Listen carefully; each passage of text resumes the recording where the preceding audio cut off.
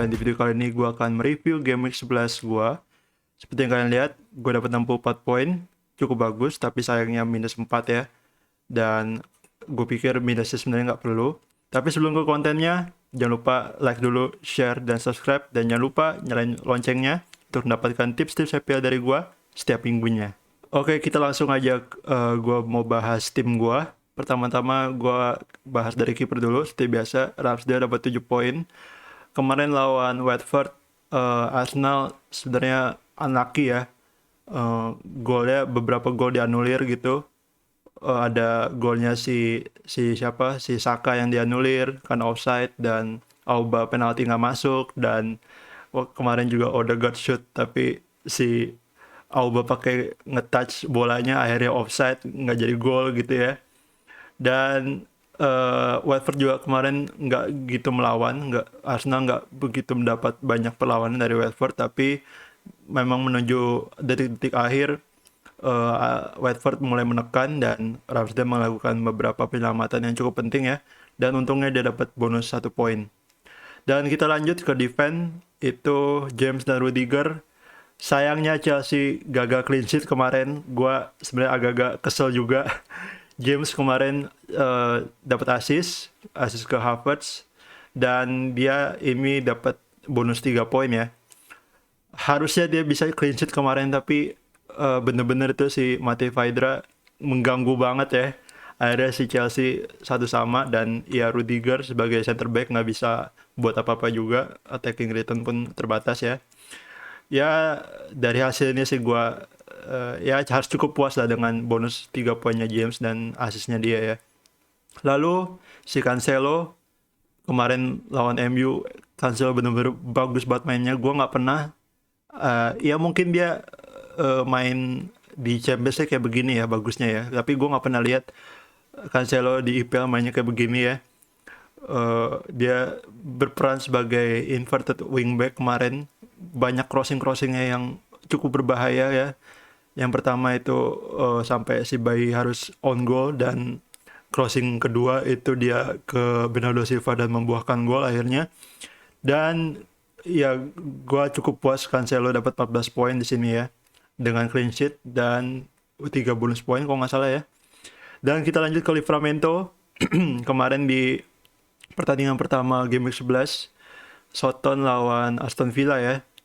Aston Villa kembali lagi nggak begitu banyak melawan, dan Livramento cukup solid, Southampton cukup solid defense-nya.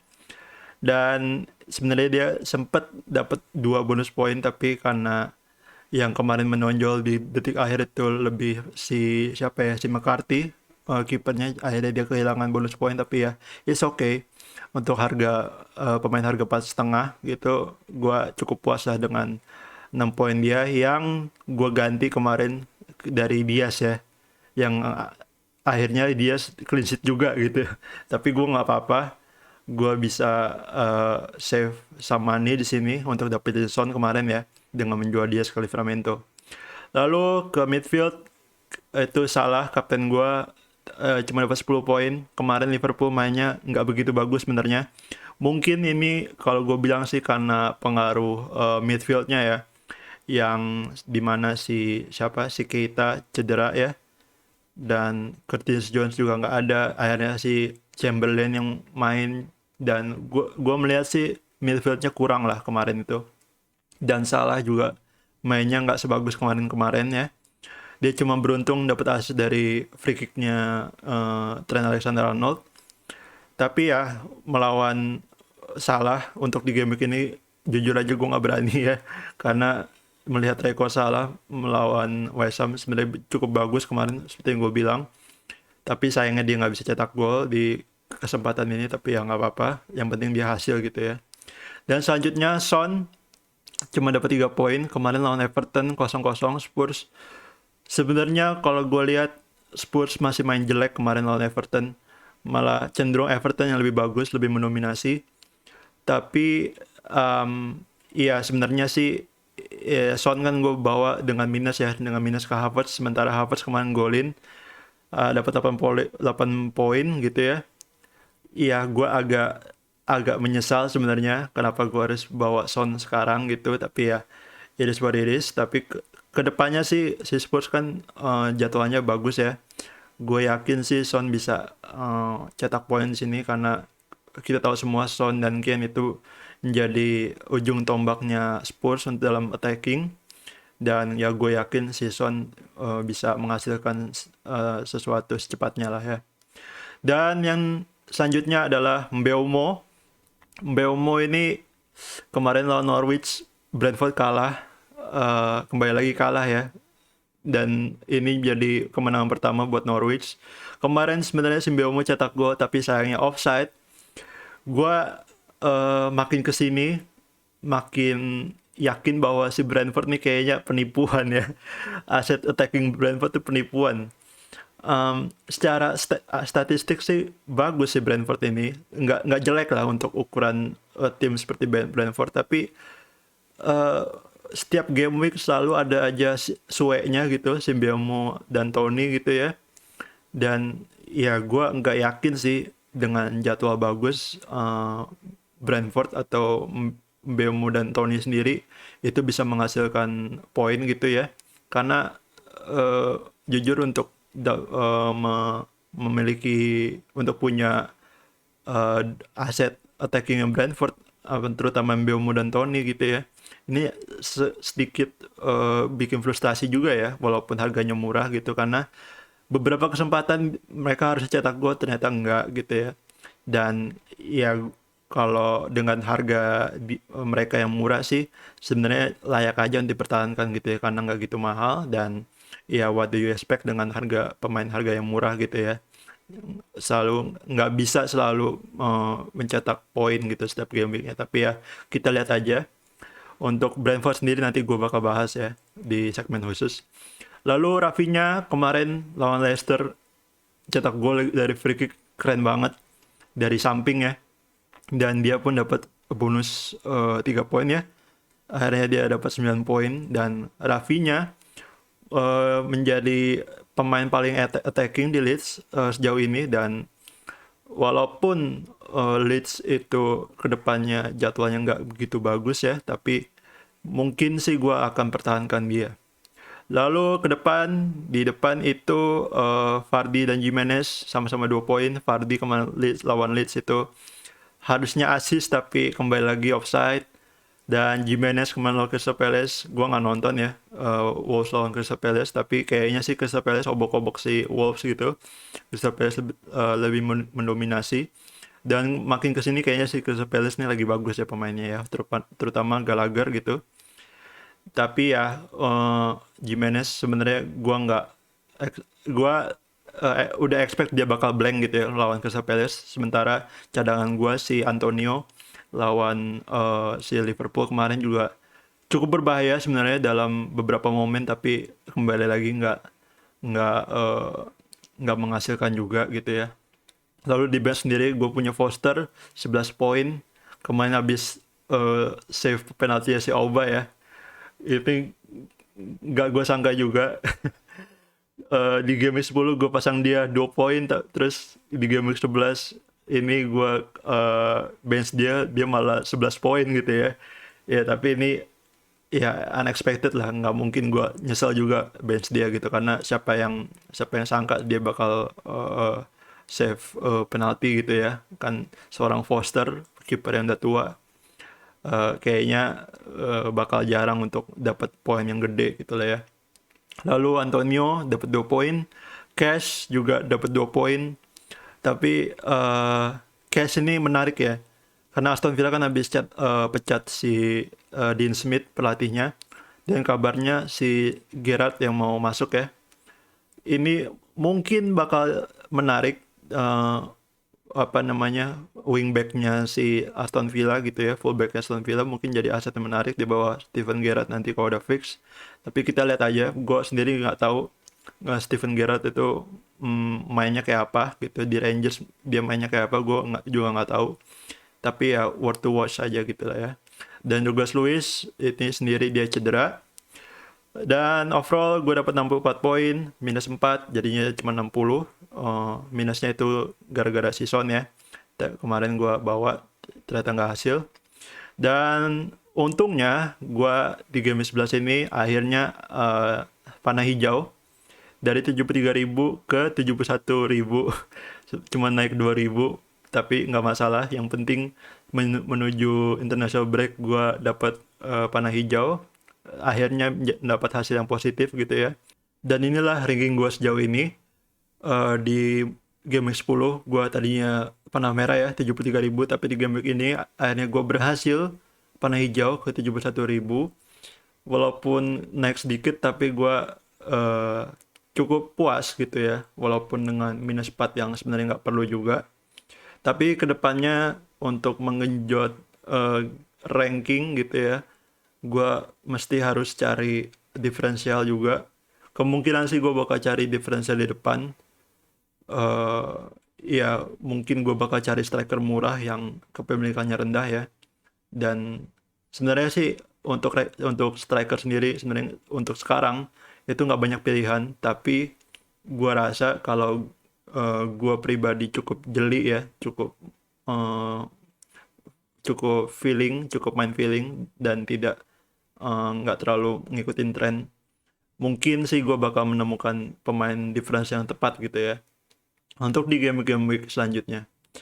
Lalu perolehan poin kapten gue sejauh ini kembali lagi gue menghasilkan gue maksudnya berhasil return gitu ya di game week 11, dan sejauh ini gue baru gagal 2 kali, dan sejauh ini di musim ini gue dapat 222 poin dari kapten sendiri gitu ya, dengan rata-rata 20,1 poin per game weeknya.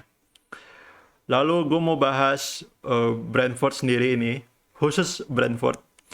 Seperti yang gue bilang, gue mulai merasa bahwa si Brentford ini, terutama aset attackingnya itu mulai berbau penipuan gitu. Jadi seperti yang kalian tahu juga, aset yang paling populer dari Brentford adalah Ivan Toney dan Bryan Mbeumo.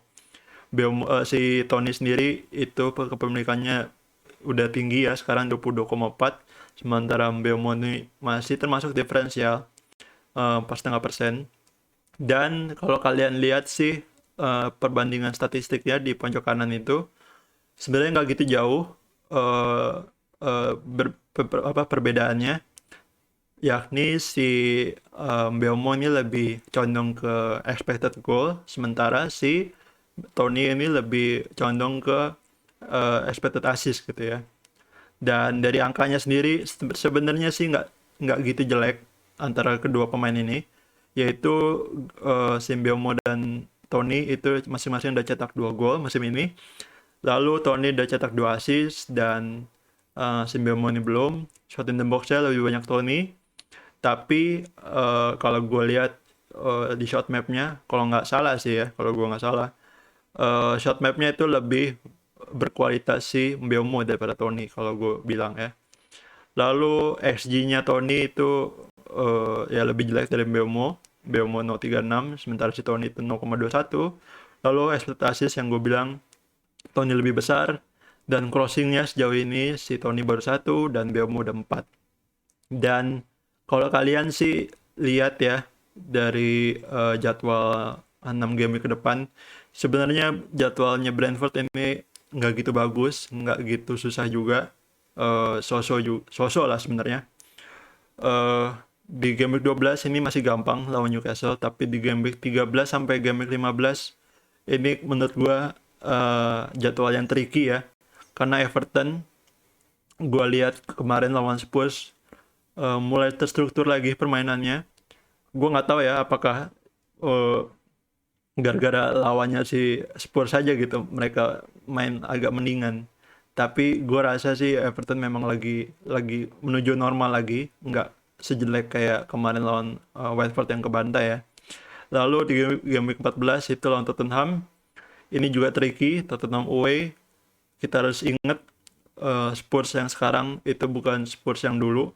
Spurs yang dulu itu zaman Nuno memang nggak jelas ya, tapi yang Spurs yang sekarang itu zamannya Conte, dan kita tahu semua Conte itu defense-nya bagus di mana aja, di tim mana aja, dan ini bisa menjadi minus point gitu ya untuk attackingnya Brentford. Lalu Leeds sendiri di game week 15 di home-nya Leeds ya. Kalau gue bilang sih memang Leeds itu kuat di home. Mereka cenderung susah dibobol kalau main di home. Dan Leeds sendiri itu XGA-nya dalam sebulan terakhir ini memang bagus ya. Angkanya itu masuk 3 top 3 XG terbaik gitu dibanding klub-klub lainnya. Dan ini kembali lagi menurut gue menjadi minus poinnya si Brentford. Lalu Watford home ini ya jadwalnya cukup gampang lah ya. Lawan Watford defense-nya nggak bagus. Menurut gue bisa jadi plus poin juga sih. Tapi lawan MU selanjutnya ini juga mungkin di game 17 MU bakal bangkit lah ya. Karena kayaknya sih nggak mungkin dengan pemain berkualitas yang dipunyai si MU mainnya bakal begitu-gitu terus. Gue sih yakin si MU bakal bangkit cepat atau lambat. Dan untuk asetnya sendiri Tony dan Mbeumo, kalau gue bilang sih kalau kalian punya dua-duanya, sebenarnya kalau gue bilang nggak gitu worth it punya dua-duanya karena attacking potensial mereka sama dan setiap game week mereka nggak selalu menghasilkan dan kemungkinan bakal jarang menghasilkan ya karena ya kembali lagi gue bilang ini bobo penipuan gitu ya. Kalau gue sendiri sih punya SIM Mbeumo 5,5 gue beli ya dan gue punya dia itu dari game week 7 dan gue baru mainin dia di game week 9 atau ya game week 9 kalau nggak salah dan nggak pernah hasil sampai sekarang. Dan Tony pun juga kalau nggak salah ya nggak pernah hasil juga dari 5-6 game week terakhir. Jadi kalau gue bilang sih kalau kalian punya Tony, kalau misalkan kalian mau jual itu boleh ke pemain striker yang di harga 6,5 ke bawah gitu ya, mungkin ke Adam Armstrong atau ke Edward dari Crystal Palace gitu ya. Nah itu pun kalau kalian nggak punya urgensi transfer lain ya, jadi untuk tuker Tony itu boleh-boleh aja. Sementara yang Mbeumo itu sebenarnya bisa di keep karena harganya yang murah. Gua sendiri bakal mainin dia di game week 12. Tapi di game week 13 sampai 15 kemungkinan bakal gue bench ya. Karena gue mungkin nggak akan jual dia karena gue punya prioritas transfer yang lebih penting gitu ya daripada cuman ganti Mbeumo. Tapi ya kita lihat aja nanti gitu ya. Intinya adalah punya satu Brentford itu oke, tapi kalau punya dua-duanya it's not good. Oke, segitu aja video dari gua. Kalau kalian suka video ini, jangan lupa like dulu. Dan kalau kalian belum subscribe sekarang. Dan jangan lupa nyalain notifikasinya untuk dapetin tips-tips FPL dari gua. Gue FPL Jon Snow. Kita ketemu lagi di video selanjutnya. Gue bakal bahas FPL tips mengenai watchlist pemain untuk di game 12 dan seterusnya. Gue FPL Jon Snow, and thank you for watching.